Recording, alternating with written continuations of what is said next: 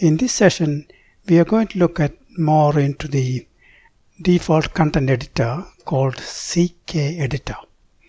To create a content, we go to Content, Add Content. Let's create an article. So there's a title and the body and the text format.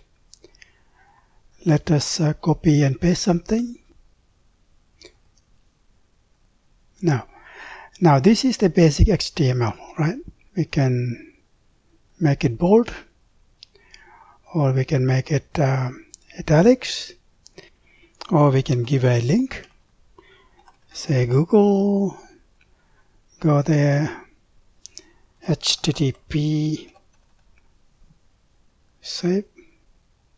So that's a link, and add text and so on.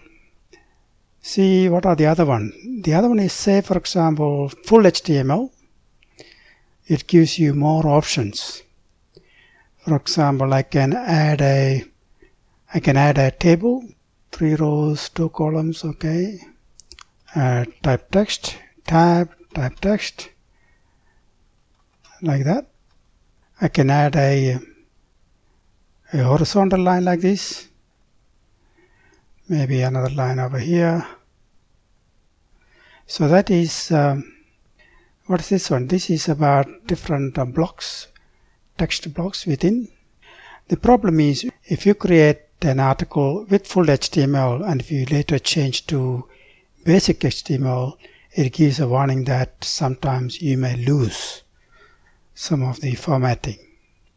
That's what it says. See, as soon as I created the basic HTML, the table is gone. So that is something you need to be careful about. We can actually add more buttons or remove buttons here. That is configuring the editor. Let's do that. Now let's look at where is the CKeditor is. It's part of the Drupal 8 setup. Go on under Extend, type for CKeditor. The check mark here means it's already installed. It's a what you see is what you get editor. Click on that. This is some details. It says that this is the name, this is the version, these are the other modules it requires. It's already installed. If you click on help, you can read more about it, about CKeditor. This is their website. So that is the CKeditor. You can read why it is one of the best. Close that. Close that. Now let's go back to content. Let's say we want to edit this one. So that's the page. This is in basic HTML. So we want to have more functions over here.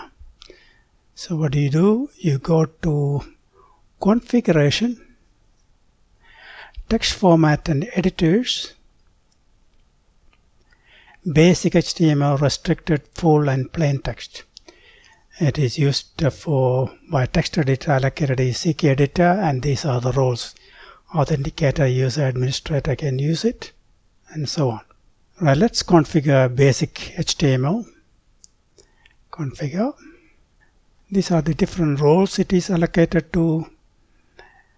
This is the current features.